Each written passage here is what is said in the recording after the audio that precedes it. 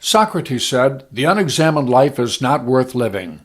I'm Randy Wheeler, and that's the foundation of Wheeler Legacy Videos. We believe there's value in exploring who you are, the life you have lived, and the legacy you have developed. Mary Joan Holsapple has lived a full life with family and friends. We joined her at her beautiful home in Newburgh in summer of 2016, a place that has survived tornadoes and other storms. They shared their family legacy. We begin with Joanne's earliest memories. It goes way back to when maybe I was 2 or 3 years old. And my sister was 9 years older than I was, and they had moved several times. But at the present time I was born in Rosedale, Indiana, where the covered bridges are. And October 2nd, 1924. And the earliest memories I have was when we moved to New Richmond, Indiana, which I think is up by Lafayette.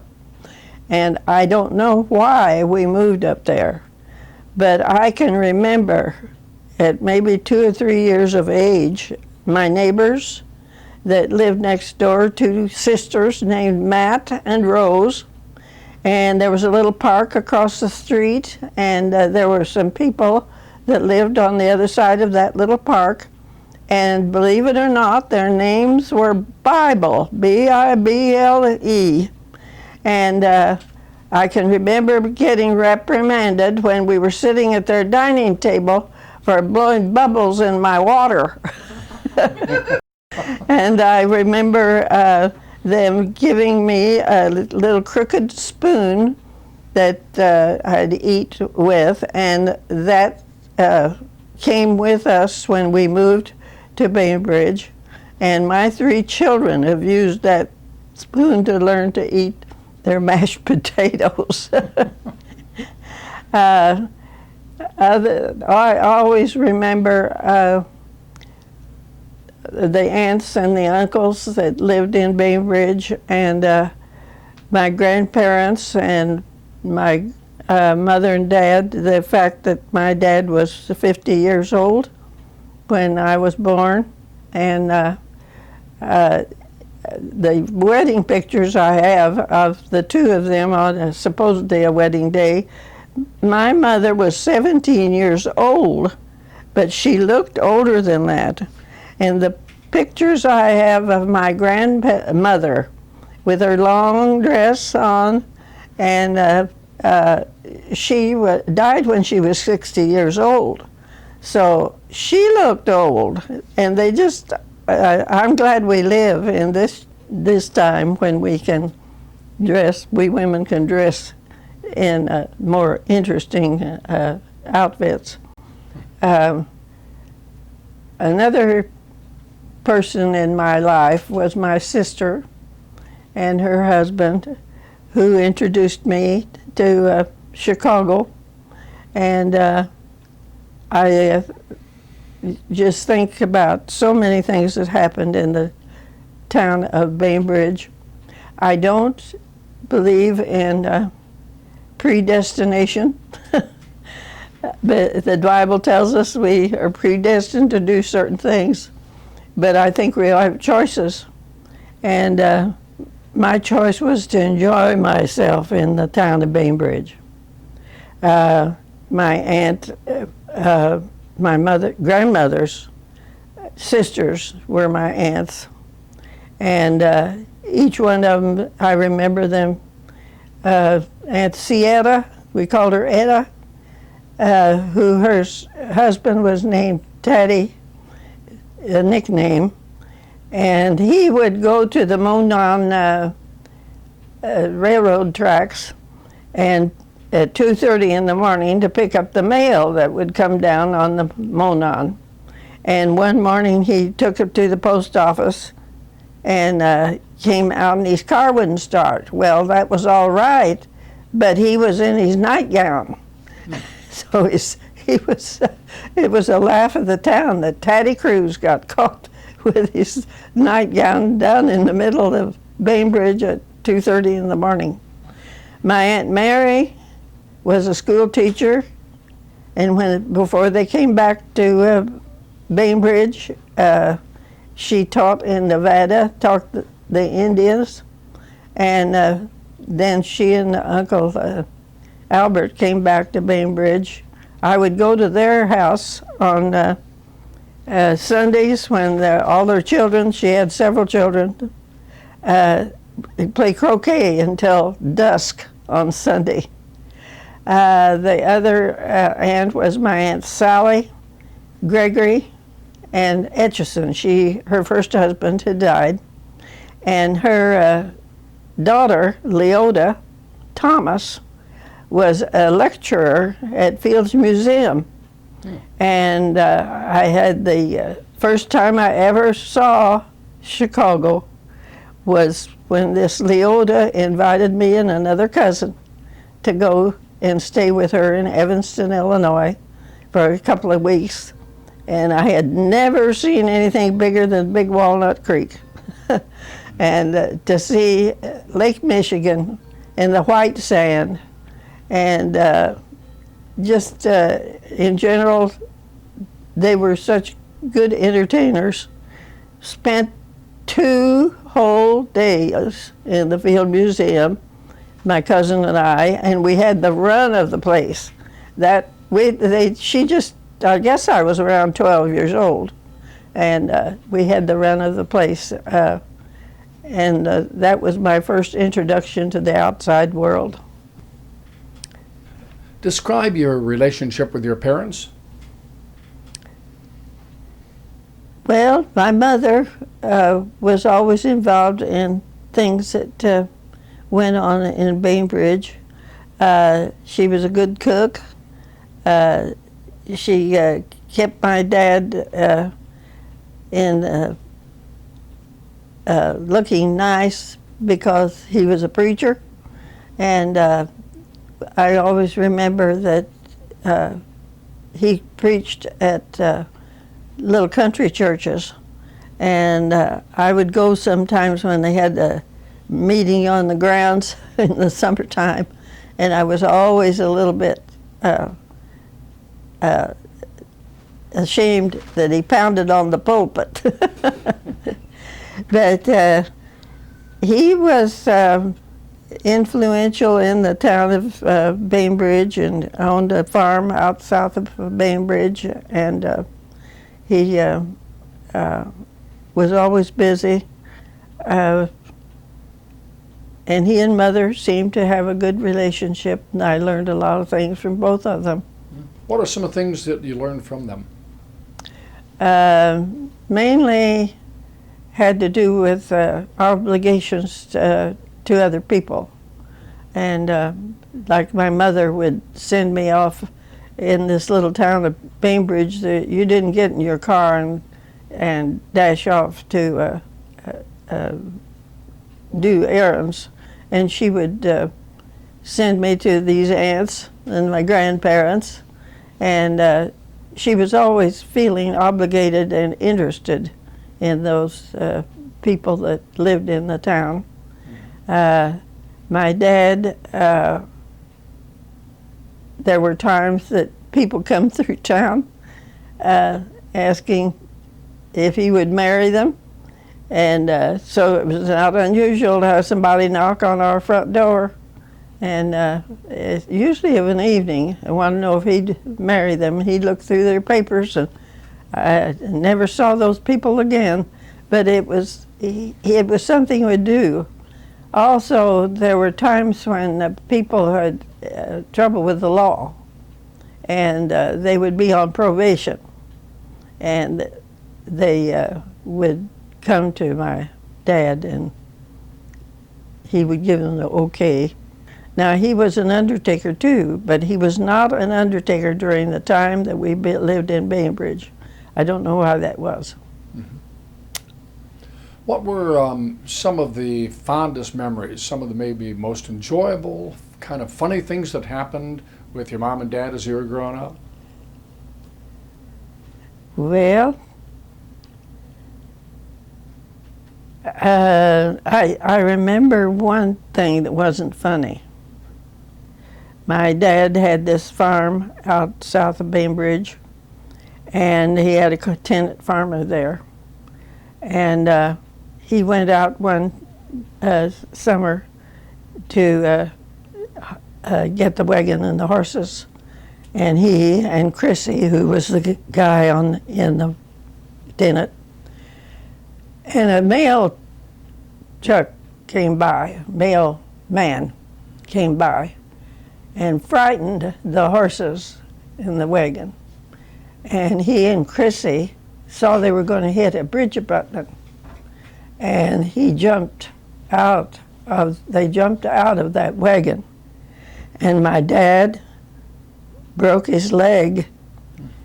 What I remember is him coming in, they carried him in, two guys, like a saddle deal, and his ankle was hanging by the skin. And I thought my dad was going to die.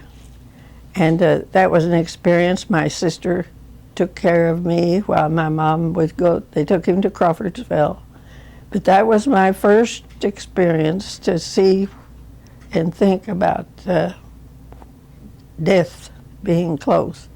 And his spirit during all that, he would prop his leg up and preach. And our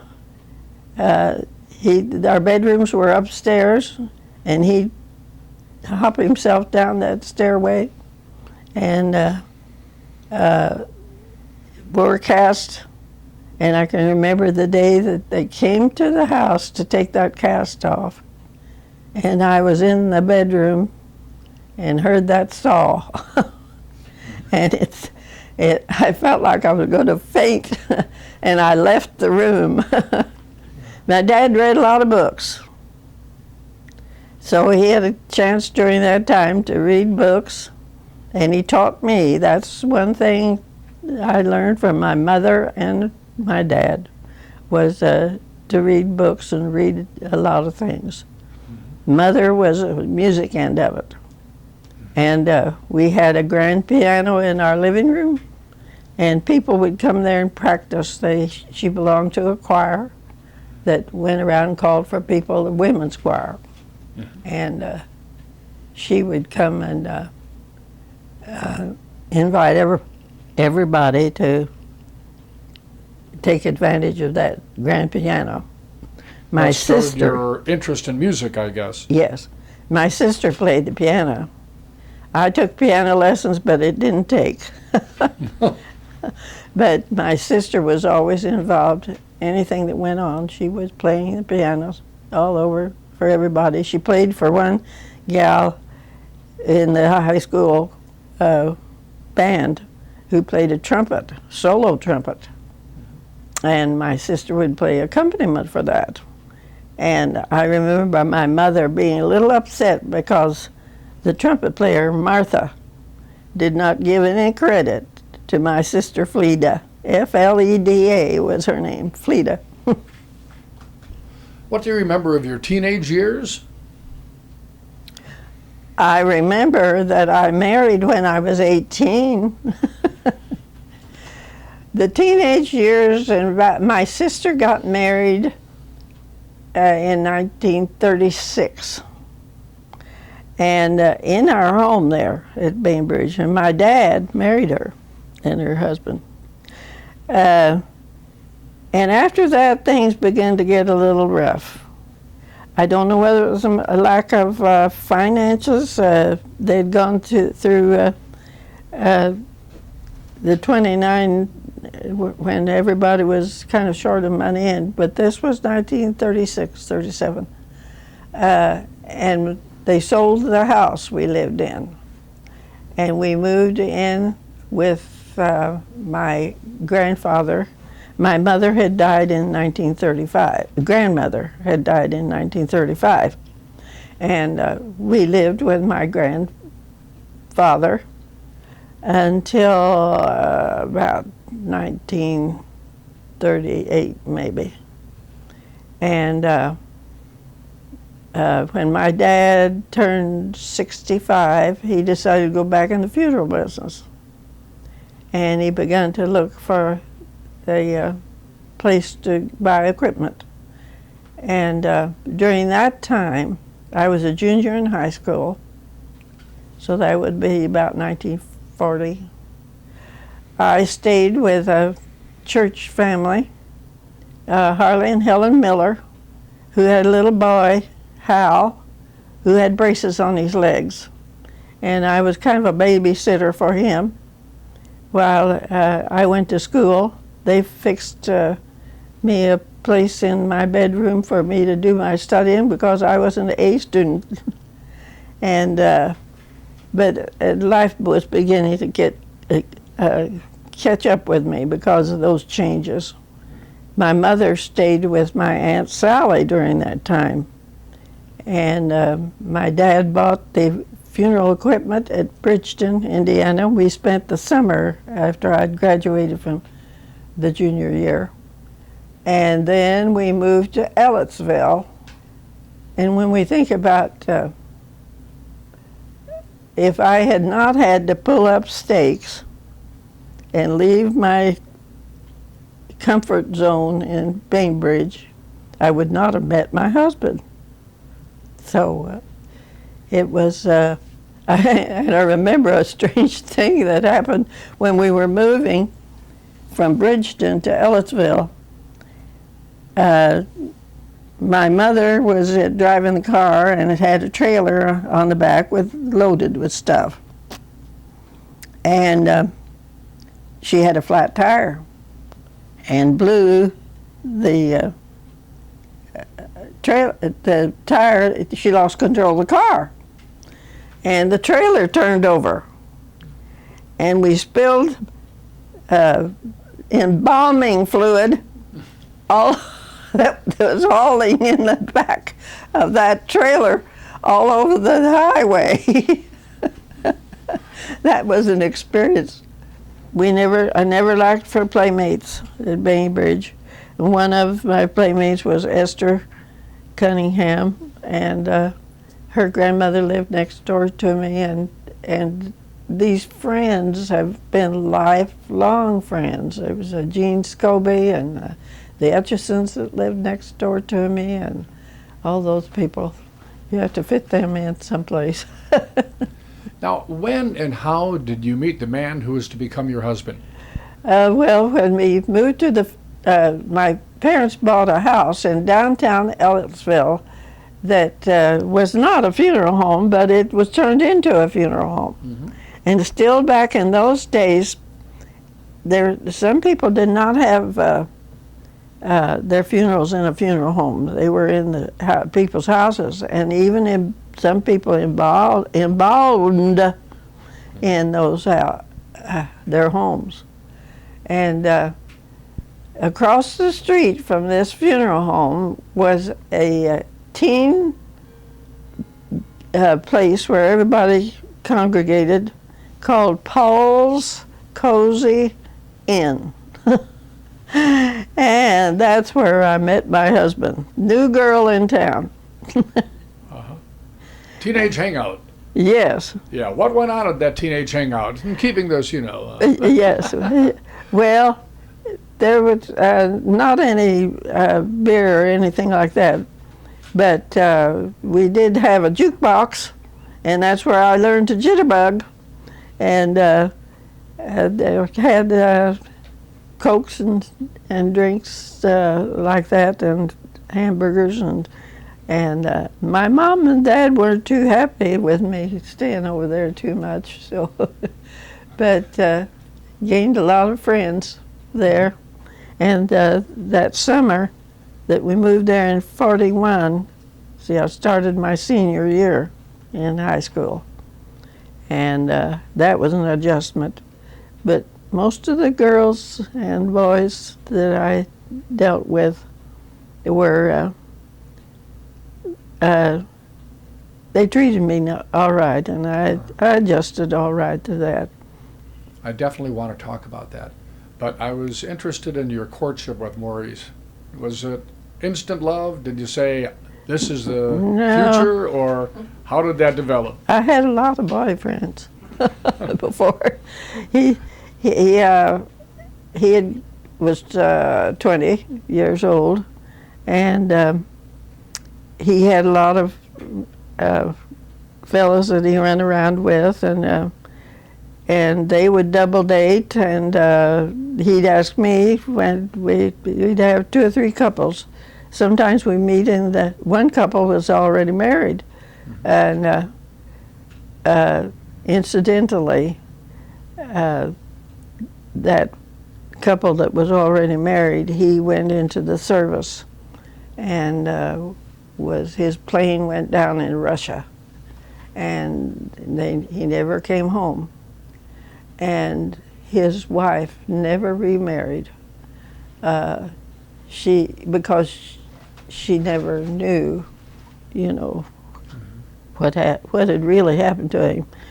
They'd write. And his mother would write to the generals in Russia to try to find out what had happened to her husband.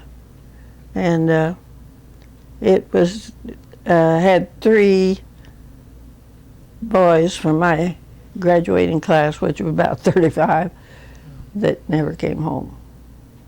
Describe your marriage to Maurice. We eloped. Mm-hmm. And after I graduated from high school, my sister was expecting twins up in Chicago. And incidentally, I'd spent a lot of summers up there with them for 2 weeks at a time and cry when I had to come home. Mm-hmm. But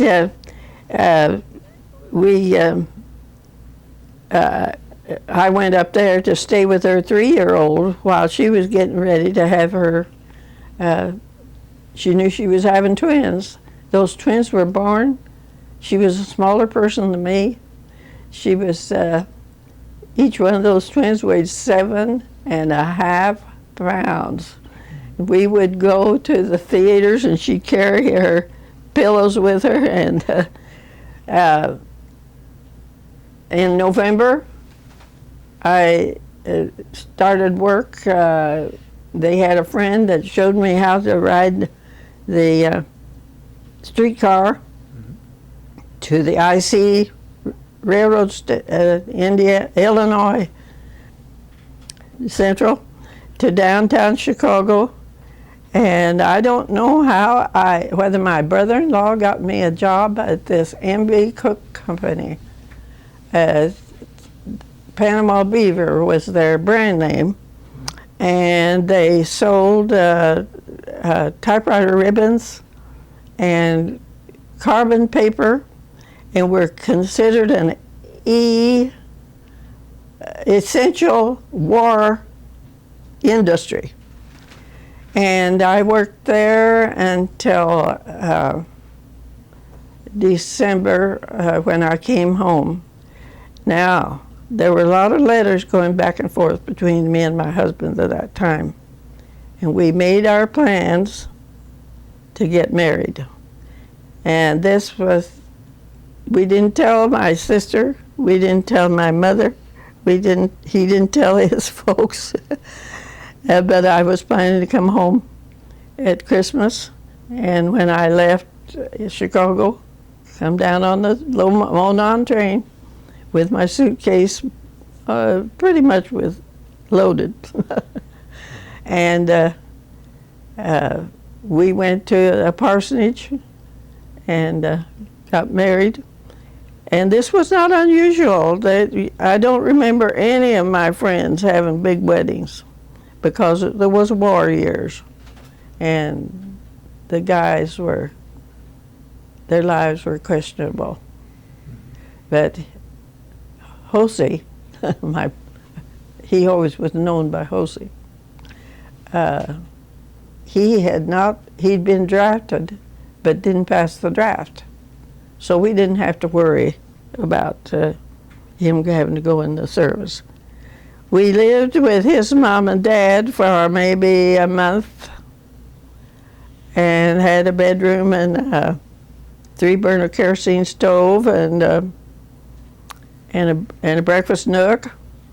And then we moved into Ellisville, into an apartment that some friends of his had, they were, her husband was a trucker, and they had a little boy. We had a bedroom and a kitchen and a living room, and shared an ice box. And I could use the wringer washer machine in the basement once a week. And my husband was working at Curtis Wright and nights, and they were taking a carload full, and that's where he was when Susie was born. Josie had already left for Curtis Wright in Indianapolis. The night I began to have labor pains. And I called my mother and Dad took me over to Bloomington Hospital and left me. When she was born, I was there all by myself. My mother had not gone with me. My husband was at Curtis Wright, and I was lonely. And I was happy she was a girl. Of course, in those days, we didn't know what the sex of the baby was going to be. And when we brought her home, she didn't like the breastfeeding, and they started her on, let's see, I believe it was carnation milk or Wilson's milk, and she'd have the colic. We started her on the Wilson's milk because the breastfeeding didn't work. And my mom would come to give me rest and stay and walk her because she was crying so much. But the Wilson's milk satisfied that deal. That's kind of a mixed up story. But her dad was sleeping in the daytime, and we would I had a stroller that I'd load her up in the stroller, and we'd go to my mom and dad's, who lived right downtown Ellettsville, and then come back in time to fix what I thought was supper. We called supper. And then he begins to tell me he didn't really have an appetite for supper. He wanted breakfast. So we went through some interesting things. Susie was our pride and joy. Her grandparents thought she was a cute little trick. Well, I always think of Papa was a preacher. He owned a furniture store. He had a funeral home, and he says he preached at their wedding. He set them up in housekeeping, and then he preached at the funeral, and he laid them out. Got them covered all the way along the road. Yep. Yeah. He did it all. Yeah. Susie, what do you remember of your small family at that time? You were the only kiddo with your parents. What are some of your early memories beyond that? Well, mostly we were just with walking distance of the funeral home, and she spent a lot of time down there. And then we moved to Bloomington, and I went to kindergarten there. Then we moved to Evansville in '55. Yeah. And then here I am, Newburgh. You had some friends there at Ellettsville where we lived. We moved to two different houses, but at that time, and those little boys would throw tomatoes in the garage windows. You remember and it was interesting. Well, I had a appendectomy when I was 5. Yes, Tonsils out when I was that's by 11. the time we moved to Broken Bloomington. arms. You name it. Yeah. You're a rough That's- and tumble kid. Yeah. And when we moved into the house in in Bloomington, my mom was in getting the house ready to live in, and she heard this noise, clang, clang, clang, clang. I was outside with a rope wrapped to a potty, What we called a slop jar. and I was dragging it down the city, the concrete. driveway in the city, in the middle of Bloomington.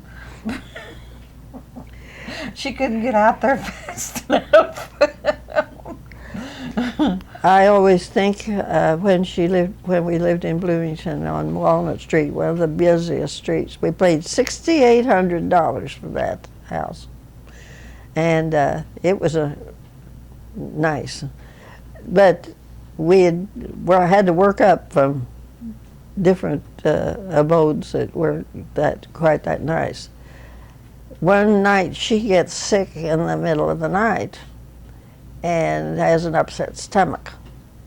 And I got up with her, and about 7 o'clock in the morning, something told me that there was something else going on with her.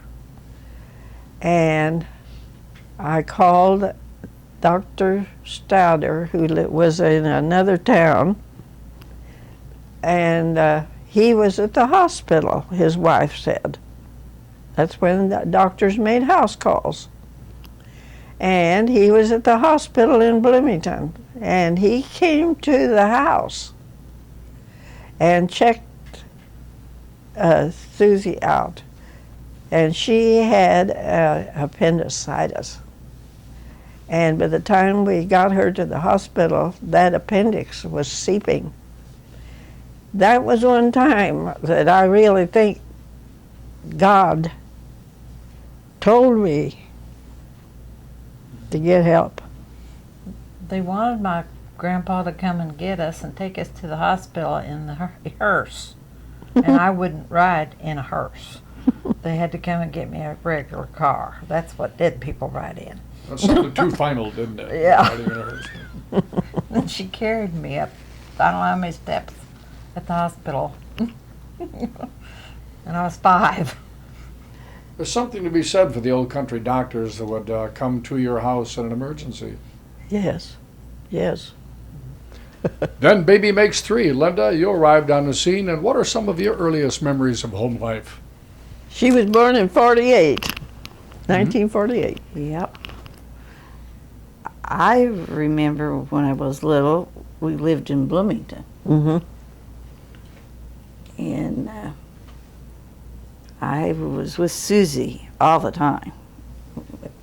To spend my time with her when she could get off with her friends once in a while, but I always was with Susie. But different things happened.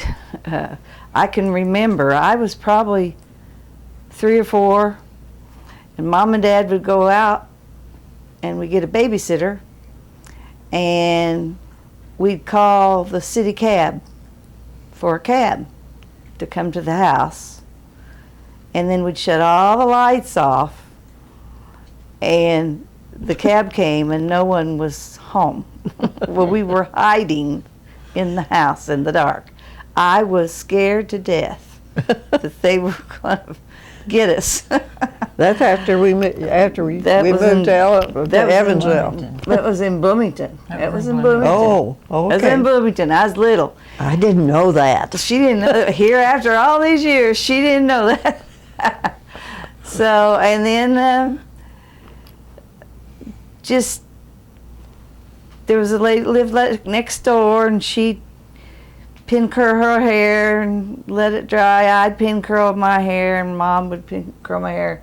I'd sit down in a chair with an umbrella and a book and read and let my hair dry. I was close to 5 then, and hadn't started school yet. And I remember starting kindergarten, and rode the city bus to kindergarten. Susie rode this big city bus to school also. By myself, clear across town. It was a big city bus. All the other people on the bus were servants going to their destinations. And I remember getting off, and I was supposed to holler at Mother, and she told me to cross Walnut. It was very busy then. Now it's double busy. We were just there, and it's a highway. And I remember one day I said, well, I'll just run across by myself. And I almost got hit by a car. And then I got across the street, and I thought, maybe I better go back across the street and then holler at Mother. So I ran back across and almost got hit by a car again. Then I hollered at her to come and get me like nothing had ever happened. Well, Daddy sent us to the corner grocery store to get a newspaper. Yeah. And we both went, and on the way back, I dropped the newspaper. When I stopped to pick it up, she ran out in the middle of the highway. And then she got a spanking, but I didn't, because it wasn't my fault. It's amazing you made it this far, Linda. Yeah, I don't remember the spanking. What are some of the things that you two ladies learned from your folks? I learned to be polite. Yeah. And come home when Daddy said come home. Yes. Or he'd come after you. He would come to a drive-in movie one time when I was spending the week up at my grandma's. He learned that I wasn't at the fall festival. I was at the drive-in movie with somebody. And he came and got me. And it was a little town, and you know what song was popular? Wake Up Little Susie. Was that somebody Paul by any chance? No. Excuse me. Sorry, Didn't Paul. know him then. How about values? What are some of the values that your folks instilled in you?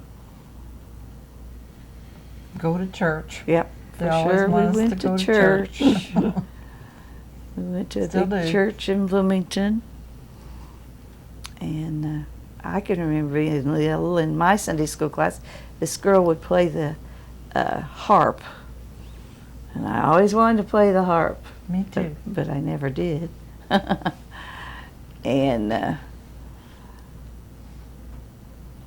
I remember the next step was moving back to Eltsville in a new home on Hard Straight Road. Oh, yes, yes. You know, during the years we lived in Bloomington, my husband had a bread route, colonial bread. And before he worked for Spriggs Dairy, and he delivered cottage cheese and all kinds of dairy products to the sororities and fraternities out around there. So when we would go to church in Bloomington, he would drop us off because he had to check on whatever he was selling. And one day, so he was not going to church. One day, he announces to me, I'm going to start going to church with you. And he would arrange his selling activities to accommodate that, and we'd sit in the nursery, and he and Susie were baptized in that big First Christian Church in Bloomington. And Linda was baptized here in, wasn't it here? Evansville. East Side Christian Side. Church. John, what are some of the values that your folks instilled in you? Well, it started out, my mother always told me when I was beginning to branch out to any place you go, hunt for a church the closest to you. And that's where your friends will be. That's where you need to have, if there's any problems that come up, you'll have somebody that cares. So that's one of the values.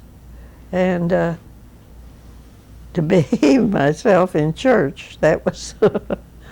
Tell us about Bill arriving. Well, there was 5 years between him and Linda, and my husband thought my folks would be a little unhappy about that, but because he thought the two girls were plenty, and we didn't know whether it was going to be a girl or a boy in those days. And when I went into labor, he was out delivering bread, and it was a Saturday, and there was a ball game tourney at IU, and he was so busy delivering buns and bread to everybody that was eating at that tourney that he'd come by the hospital periodically at Bloomington. All three kids were born at Bloomington, to see how things were going. And when finally Bill made his entry into this world, he was thrilled to death. His dad was thrilled to death that it was a boy. He was so thrilled that he bought me roses. I didn't get any roses for the two girls. We had my friend Esther had a mother who was the closest thing to a midwife, but she also took care of people after new mothers. And we lived in Bloomington at this time. And she came, and I asked her to be sure and stay. I think it was $35 a week was all she would receive. I asked her to stay long enough to go with me to the doctor when Bill had to be circumcised. So I thought that was going to be a traumatic experience. And she stayed. It was. And I was so grateful to her. When we would go up, I always kept track of people in Bainbridge when we were up that way. And I always thought so much of Esther's mother because she did that. Describe then bringing up a little boy in the family. I would imagine you got a lot of assistance from your daughters. Well, I don't think they helped too much, did they, Bill? We were far enough apart. They were far enough. They were in school already. Plus, I'm sure, being a little boy, I know since I've had grandsons, having a little boys is a little more fun for the guys. So I'm sure I took attention from them that wasn't fair. Oh, but we loved you. You were our baby brother. We danced with Grandma Bratton when they called and said it was a boy. You were out there when that happened. In Bloomington. Mm-hmm. Bill, what are some of your earliest memories growing up in that family? Well, I don't remember Dr. Stouter, although I think he delivered all of us, right? Uh-huh. He was an old country doctor I've heard about.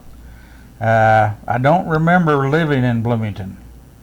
I don't believe, although I remember Mama and Papa's farm. I don't know what year they moved to the farm, but I remember being there, and I remember the time Dad shot the snake out of the tree. Yes. And there was a picture of that somewhere. And I was in the swing underneath that snake up in the tree. Then, so my earliest memories would be after we were in Evansville, which I was born in 53, they moved here in 55. But I can remember many, many trips back up to Ellettsville. About once a month. Probably the earliest one of the earliest memories would be being up there, and Grandpa Holsapple, he had bleeding ulcers. He died in '57. Yes. And I can remember going to their house in Ellettsville, and Dad, you know, bringing me in and showing me off, and he was bedridden because his ulcers were bleeding. He was sick. But then after I remember being at the graveyard when he was buried, and my thumb was mashed in the car, and and Mama Breton, sat in the car with me because I was a mess because of that. Only hurt my 2 thumb. years. So then I remember Mama Holsapple a lot more, where she lived. She was neighbors to Dad's brother, Uncle Jim. So I remember being in that house, which is still there, and I guess she was in her 70s and 80s then, and she was diabetic. I remember her sticking her finger in the sugar bowl and Yes. things like that. I think Susie and her were kind of the same. Yeah. She was an old-fashioned cook, and Susie is too. Yeah. And that was her house. Dad right. was born out in the country in that old house, and a few years ago I went out and took a picture while he was still living, and gave that picture to him because he was always talking about up home, that old house. And of course, that's where we lived, Hosey and I. Yeah, it's still When we were there. first married, It's yeah. still there. And I remember Mama Holsapple,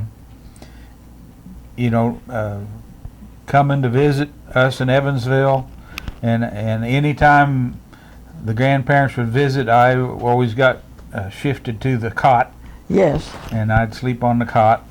And I can remember her living with us, and we got pictures of her standing out by the coxcomb flowers. I Yes, still yeah. remember those on Madison Avenue. And then Mama and Papa, they lived in a house there in Ellettsville that actually Mom and Dad, and then her sister and her husband, they bought that house for them, so they had a nice place to live. And I remember Mama was always, always had her mind was fine, very sharp, very pointed. She didn't mince any words, telling you what she thought and what she thought you need to be doing. So Mom lived with that all her life. Now Papa, I don't really remember him. He died in '65. Being active or anything. I don't think he had Alzheimer's, but he had what you would call dementia, and he knew who I was. I was just a little kid, but he would just kind of sit and watch TV. That's about all I remember. Although he would get out and walk the streets of the town and the country and collect old rocks from the Indians. Yeah, he said and they were his- from the Indians. His driveway was lined with rocks that he would pick up, and I don't know if he ever got lost, but sometimes Mama would Yeah. have to go out in her old '48 Oldsmobile and find him and bring him home. But they lived a really, I think, pleasant life there for many years. Other memories, I remember living in Evansville, and we lived there till '61, and then Dad got into the home improvement business, and always wanting to build houses and move. I don't know, we moved several times, but he decided to build a house in Newburgh. That's how we got to Newburgh. He had a house built, I think it's for like $14,000. And I can remember playing on the dirt piles, which I loved. And growing up around Newburgh was a really pleasant experience, I think. Rode my bike, sneaked down to Key Market and get ice cream and Cokes. And Tell them about the go-kart. And yeah, Dad had a go-kart made for me, and I'd run up and down the street in that go-kart, and always afraid the police would catch me, and finally they did, and just scared the pee out of me. And I never rode it again. It He scared me so rolled into bad. the garage, Yeah. jumped off of it, went into the house. Mom didn't know what was wrong with him. And then in the bathroom closet. another time, Uncle Jim was there, and I was riding it, and the throttle stuck, and we was heading out to the north there, which was a dead end, and Dad said, "Oh my God, he's going to run into the lake." There was a lake up there, so I think I got it stopped before then. Lots of stories about that go-kart. What are some of the values, Bill, that you remember? Well, I think as much as anything, Dad had a real strong reputation. He was a Mason, and strong reputation. I would hang around him, and all of his friends. He seemed to always be a very loyal friend to his people he knew, and the same with Mom.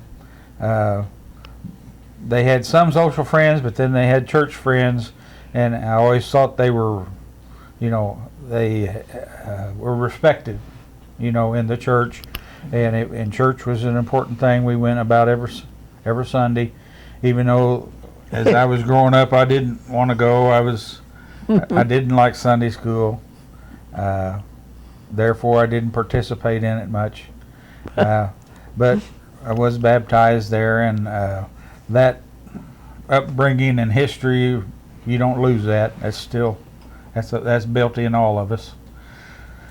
And then of course, Mama and Papa Bratton, that's why we were raised that way. There was no question at all. That's what you do. So that was how the values got started. But I know when Dad went into business, it was just a small business, therefore he couldn't afford to advertise. But the way he got new business was word of mouth and recommendations from old customers. So that's how he lived his life for the most part. Although I've been around him when he had customers and guys working for him, and they'd get into it and have disagreements, and of course Dad was always right. He thought he was always right, so but that was the kind of way he He's lived. the same height as Bill. He's big and tall. Yeah, Dad was always. People talk about how tall he was. We said he was 6'6", and that was unusual, and I think in that when he lived. But then I've inherited his love of cars, like a lot of guys my age, and it was always fun because he was always either buying cars or looking at cars or wanting cars, or Mom would get mad at him about buying another car, or buying guns, or wanting to move to another place. He was very restless, but over time, I think that's how they gained in wealth. Never real wealthy, but was always comfortable. Dad always had a paycheck, and I can never ever being hungry or not having food in the house. Now these two, that might have been more of an issue before he got where he was making more money. But Mom was always, Dad would probably let me get by with things more. Mom was always the one making me do the things I needed to do, like going to school. I hate from the time, I don't think I wanted to go to school until I was a sophomore. And she was there even when I started kindergarten and then started third grade in Newburgh. I would cry and cry and cry, and she would go take me to school, make sure I was going to stay, until finally I guess I resolved that I was going to have to go. And even as a freshman out here, I didn't do well as a freshman. And Mom says, as I was walking out and I was not wanting to go, she says, "Bill, you're going to have to go." And I was fine after that. So she was always the one kind of prodding me along to do the things she knew a man was going to have to do. So Bill was born old because he would hang around with the old people with their stories instead of out playing sometimes when we'd have family gatherings. And he would, one time he bought a birthday gift for a boy across the street from us when we lived in Evansville. And he took the birthday present over there and came back home. He's mentioned he thinks he had some kind of a learning deal. They would have their people in and for dinner and things, and I always liked to sit and listen. He used to love going to Ellisville to visit the relatives, and then her sister in Chicago, and I used to just love tagging along and hearing the stories and having fun, talking about funny things. I used to love that. He hid in the garage one time when he was supposed to be on the Yeah. Yes, my neighbor. Yeah. My neighbor called me up and said, "Did you know Bill is in the storage room of your carport?" Yeah. He'd come home from Washington school. For lunch and didn't go back. Got caught. Mean old lady. During the child rearing times, what was most important to you? To teach them to be cooperative and this takes a little thought. Yeah, that's okay. I think that I always welcomed their friends that they had that came to the house and taught them to get along with their friends, and that was no arguments and that kind of philosophy. Responsibility, that when it was time for both of the girls to date, that there were certain rules when they had to be home, and that kind of no smoking, no drinking, and that because I didn't do that myself, and that's some of the things that I passed on to them. Do you have what could be called a life philosophy, those things you really deeply believe in? I believe that we're put here to care about other people. And I think that when you think about life hereafter, I'm still trying to study that. I'm of a contention that our lives, and I don't want to change anybody's idea on this, but when you go to heaven, that it's a spiritual place. And it is because I know about Jesus. After he died, he appeared to people, and then he disappeared. He would, when on the road to Emmaus, when he talked with the men as they were going to their homes, talking about what had happened at the crucifixion of a man that had gone on in Jerusalem.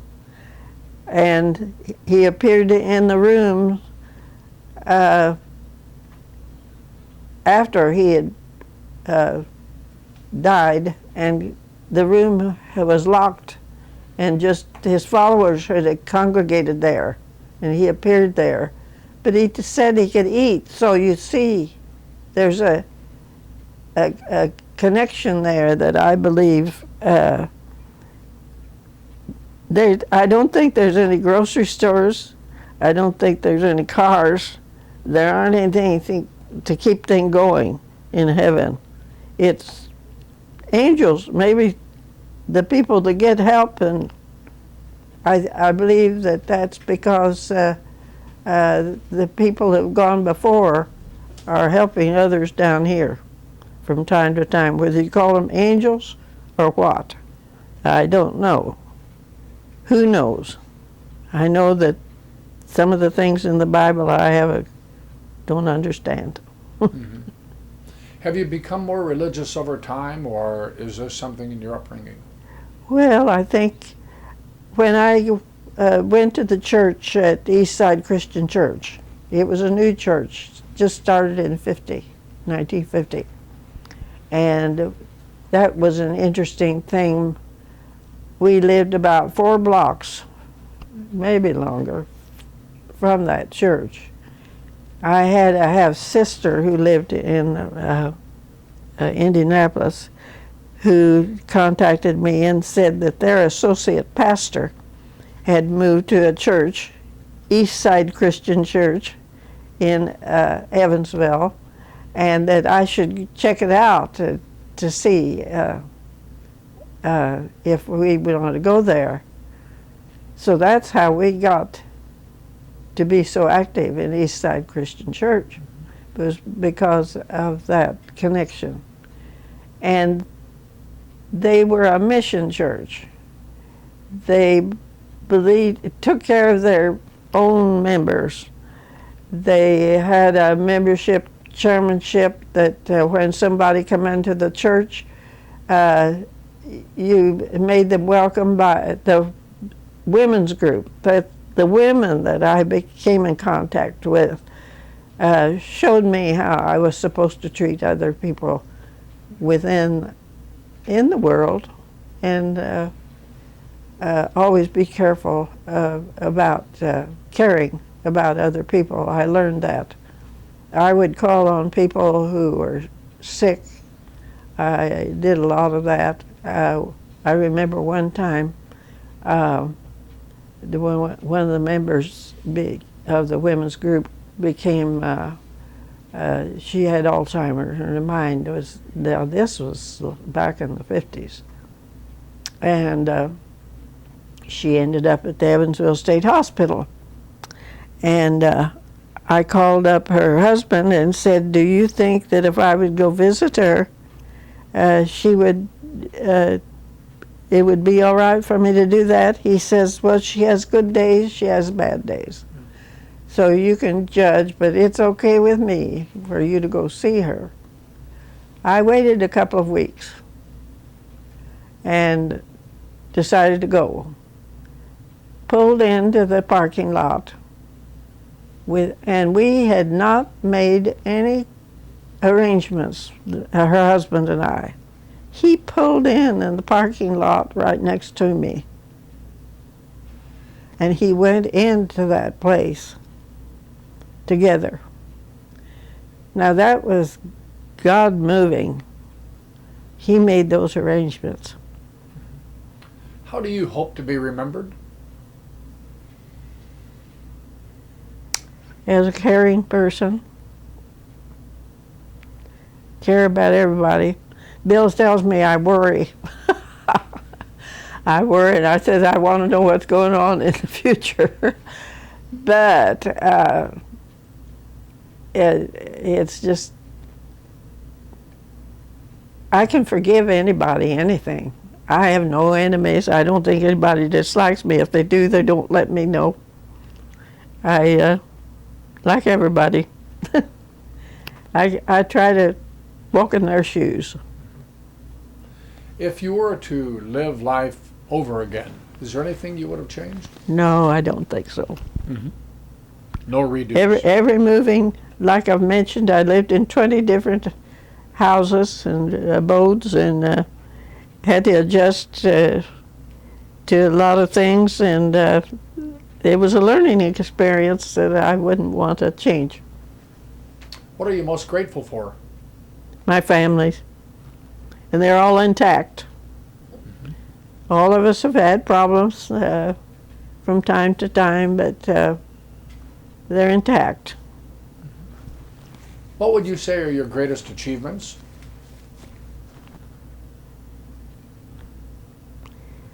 I don't know. Just